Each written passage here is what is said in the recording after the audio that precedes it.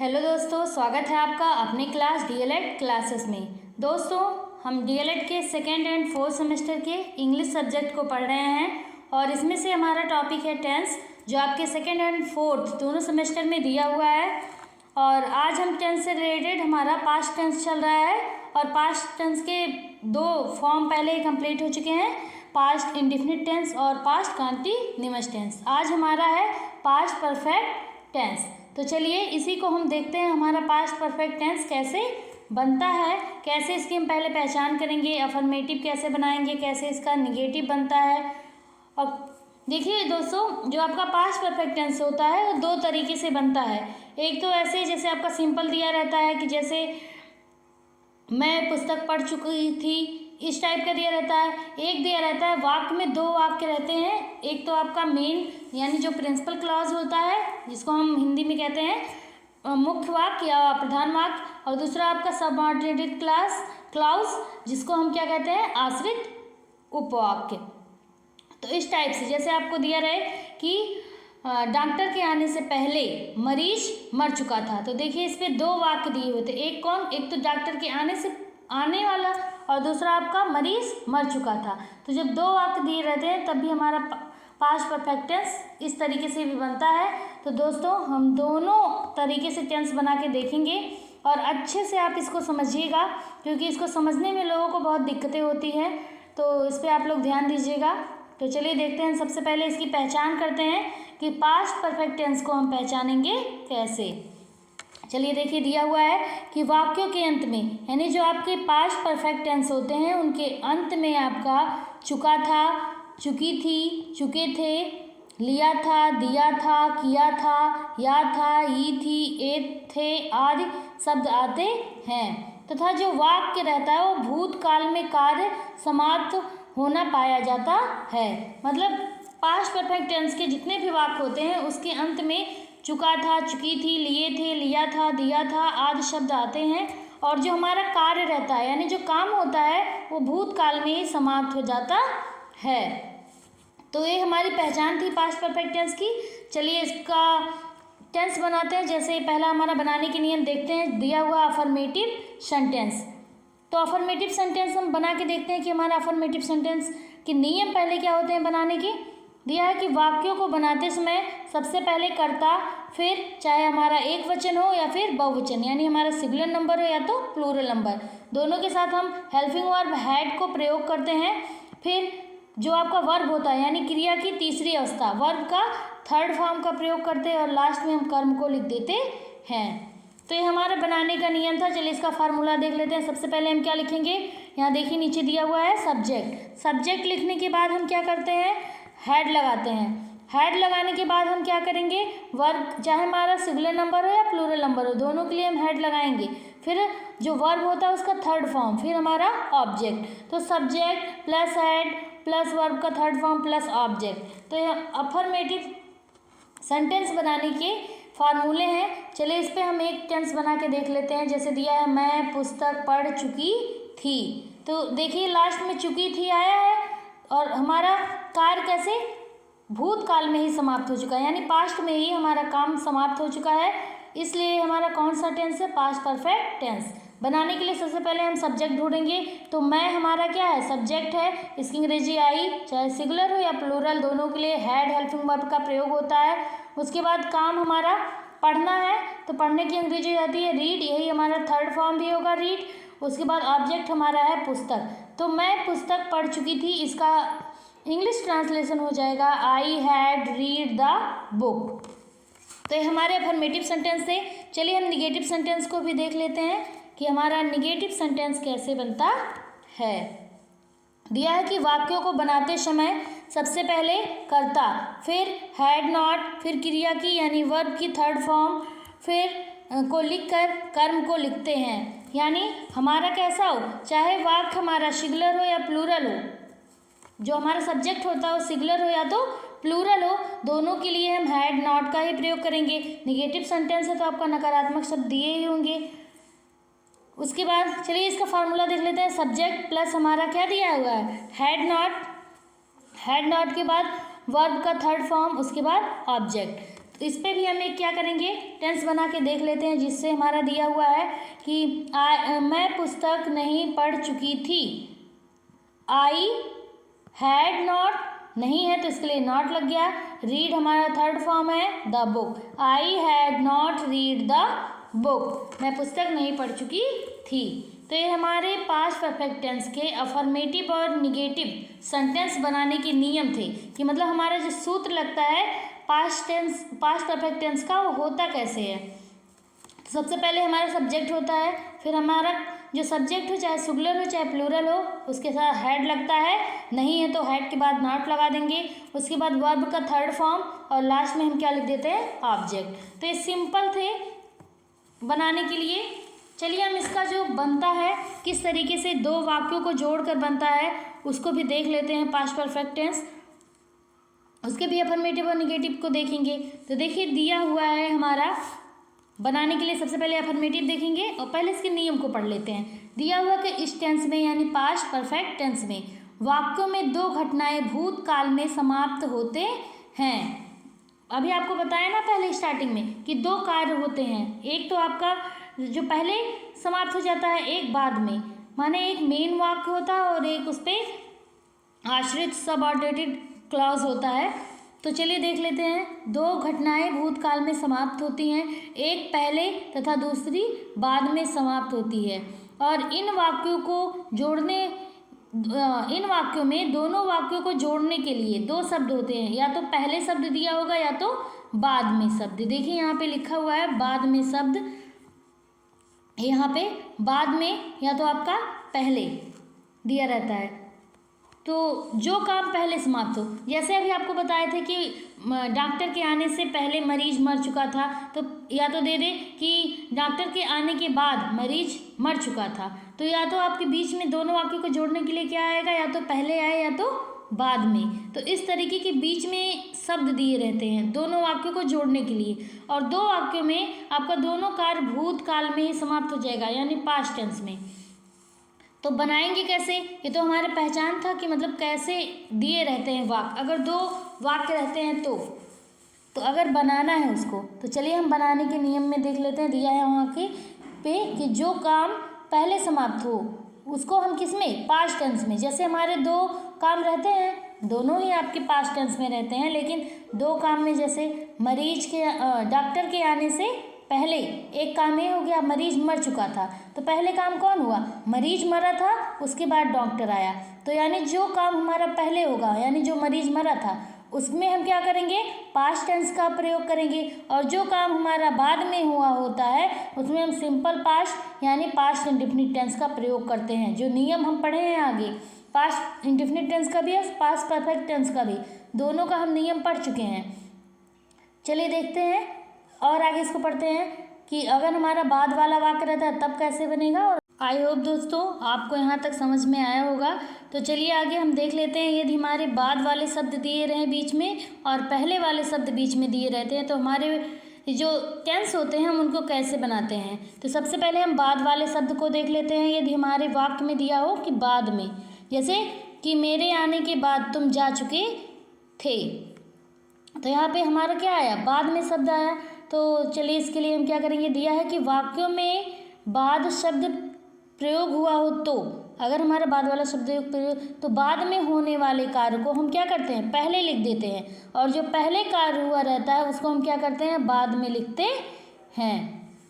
मतलब जो हमारा कार्य बाद में हुआ रहता है, जैसे अभी हमने क्या बताया है कि मेरे आने के बाद तुम जा चुके थे, तो हमारा बाद में कार्य कौन हुआ था, पहले तो जा चुका था, बाद में वहाँ आया था ना, तो मेरे आने से पहले, तो इस बाद में हमारा कार्य हुआ था, इसको हम पहले लिखेंगे। उसके बाद हम लगाएंगे बाद के लिए आफ्टर, और फिर जो पहले कार्य हमारा हुआ रहता है उसको हम लिख देते हैं। तो इस टाइप से हमारे बाद वाले शब्द में बनते हैं। आगे हम इस पर बना के टेंसों को देखेंगे।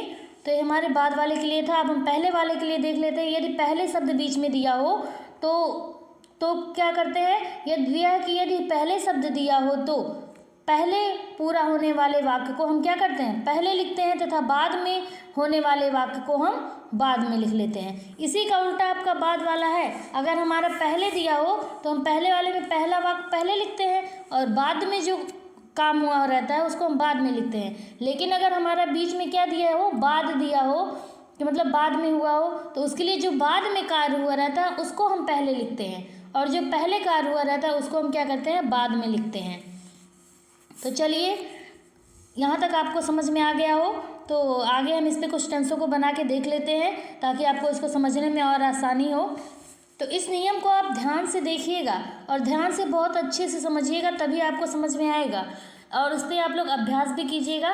तो सबसे पहले मैं इसे बना के देख लेते हैं। दिया है कि वर्षा होने से पहले हम घर पहुंच चुके थे। तो देखिए हमारा इसमें चुके थे आया है लास्ट में, इससे हमको क्या पता चला, हमारा तो कौन सा टेंस है, पास्ट परफेक्ट टेंस।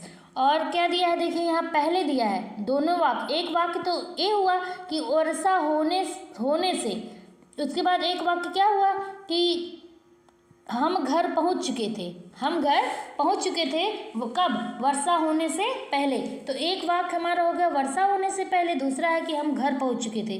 तब जब हमारे दो वाक्य होते हैं, दो वाक्यों को जोड़ कौन रहा है, ये हमारा बीच में दिया हुआ ना शब्द पहले। अभी बताएं कि बीच में आपको दोनों वाक्य को जोड़ने के लिए या तो पहले रहेगा या तो बाद में, तो यहाँ हमारा पहले शब्द दिया हुआ है। और इसके लिए भी हम नियम भी पढ़े हैं कि अगर हमारा ऊपर देखिए दिया हुआ है कि यदि हमारा पहले शब्द बीच में आ जाता है तो जो काम हमारा पहले हुआ रहता है उसको हम पहले लिखते हैं, और जो काम हमारा बाद में हुआ रहता है उसको हम क्या करते हैं, बाद में लिखते हैं। तो वर्षा होने से पहले घर पहुंच चुके थे, पहले हम लोग घर पहुंचे होंगे तभी तो वर्षा हुई होगी। तो पहले हमारा काम कौन सा पूरा हुआ, घर पहुंचने का, उसके बाद वर्षा क्या हुई, होने लगी। और एक चीज़ और देखिए, ऊपर वाले एकदम नियम में पढ़े हैं कि जो काम पहले पूरा होता है उसमें हम क्या करते हैं, पास्ट टेंस लगाते हैं, और जो काम बाद में होता रहता है उसको हम किसको, पास्ट इंडेफिनिट टेंस में लिखते हैं। तो यहाँ पे क्या दिया है, पहले वाले वाक्य को, जो काम पहले वाला अगर बीच में आपका दिया हो तो जो काम पहला हुआ रहता है उसको हम सबसे पहले लिखते हैं। जैसे हम घर पहुंच चुके थे, तो घर पहुंचे थे पहले, उसके बाद वर्षा होनी चालू हुई थी, तो इसको हम सबसे पहले लिखेंगे। हम की अंग्रेजी क्या हो जाएगी, बी। दोनों के लिए हम क्या करेंगे, हेड लगाएंगे। फिर थर्ड फॉर्म पहुंचने की रीच होती है, थर्ड फॉर्म हो जाएगा रीच। घर के लिए हम क्या लगाएंगे, होम। उसके बाद पहले शब्द के लिए हम क्या लगा देते हैं, बिफोर। वर्षा होने से तो क्या हो जाएगा, इट। यहाँ पे कोई सब्जेक्ट नहीं है इसलिए हम यहाँ पे निर्जीव है, देखिए वर्षा, तो इसलिए हम यहाँ पे क्या लगाए हैं, इट लगाया है। इट देयर आप लोगों ने पढ़ा होगा तो ये आप लोग को अच्छे से समझ में आ रहा होगा। उसके बाद हम क्या लगाएंगे, रैन होता है, इसका थर्ड फॉर्म हो जाएगा रैन। तो we had reached home before it rain, माने वर्षा होने से पहले हम घर पहुँच चुके थे। तो ऊपर वाले जो आपके नियम बताए गए हैं उसको आप ध्यान से देखिएगा तभी आपको समझ में आएंगे। चलिए इसी पे हम दूसरा बना के देख लेते हैं। सेंटेंस दिया है, देखिए दूसरे वाले में भी हमारा बीच में पहले आया है यहाँ पे, और अभी आपको बताया था कि दो वाक्यों को जोड़ने के लिए बीच में या तो आपका पहले आएगा या तो बाद में। तो पहले हम इसको पढ़ लेते हैं। दिया है, मेरे स्टेशन पहुँचने से पहले गाड़ी छूट चुकी थी। अब हम इसमें ढूंढे पहले काम कौन सा हुआ है, तो यहाँ देखिए गाड़ी छूट चुकी थी, कब, मेरे पहुँचने से पहले। तो पहले काम कौन हुआ, गाड़ी आपकी चली गई, तब तो आप स्टेशन पे पहुँचे होंगे। इसके लिए क्या कह रहा है कि हम मेरे स्टेशन पहुँचने से पहले गाड़ी क्या हो चुकी थी, छूट चुकी, यानी जा चुकी थी, चल चुकी थी या जा चुकी थी, कुछ भी कह सकते हैं। तो पहले हमारा काम कौन सा हो रहा है, गाड़ी छूटने का। तो पहले वाले शब्द में जो काम पहले हुआ रहता है उसको हम पहले लिखते हैं, तो इसलिए हम ये हमारा काम पहले हुआ है, इसको हम पहले लिख दे रहे हैं कि द रेन, यानी जो आपकी रेन है, स्टेशन पे गाड़ी आपकी जो रहेगी वो ट्रेन ही तो होगी। देखिए यहाँ हमारा रेन हो गया, ट्रेन की जगह पे टी बीच से गायब हो गया है, तो इसके लिए सॉरी हो जाएगा द ट्रेन हैड स्टार्टेड। जो पहले काम हुआ रहता है उसको हम किस में, पास्ट परफेक्ट टेंस में करते हैं, तो इससे हमारा ये सही हो गया। पहले है तो हम बिफोर लगा देंगे। बाद में हमारा काम कौन हुआ है, मेरे स्टेशन पहुंचने से, तो आई हो जाएगा। और बाद वाले काम को हम किस में, करते हैं पास्ट इंडेफिनिट टेंस में। और पास्ट इंडेफिनिट टेंस का आपका नियम क्या होता है? सब्जेक्ट अफर्मेटिव के लिए सब्जेक्ट प्लस वर्ब का सेकंड फॉर्म प्लस आपका ऑब्जेक्ट। तो यहाँ पे देखिए हमारा सब्जेक्ट आई हो गया मेरे के लिए, और हमारा वर्ब क्या हो गया? रीच, उसका सेकंड फॉर्म हो जाएगा रीच, और द स्टेशन। तो हो जाएगा the train had started before I reach the station, मतलब मेरे पहुँचने से पहले गाड़ी छूट चुकी थी। चलिए एक और इसी पे बना के लिख लेते हैं। देखिए यहाँ पे लिखा है सोने। सोने से पहले वह अपनी किताब पढ़ चुकी थी। तो अब हम इसमें देखिए पहले शब्द दिया है, तो हमको मालूम है अगर पहले शब्द दिया होगा तो जो काम पहले होता है उसको हम पहले लिखते हैं, और जो काम बाद में हुआ रहता है उसको हम बाद में लिखते हैं। तो सबसे पहले कौन सा काम हुआ रहता है उसको हम ढूंढ लेंगे। क्या लिखा है? सोने से पहले। सोई तो बाद में होगी, उससे पहले उसने अपनी क्या की थी? अपनी किताब पढ़ चुकी थी। तो पहले काम क्या किया? पहले पढ़ा होगा तब तो सोई होगी। तो पहले हमारा पढ़ने वाला काम हो गया, तो उसकी अंग्रेजी लिख देंगे। वहाँ की अंग्रेजी हो जाएगी she had read her book before she slipped. Slipped mean हो जाएगा सोना, यहाँ हमारा सेकंड फॉर्म यूज हुआ उसका।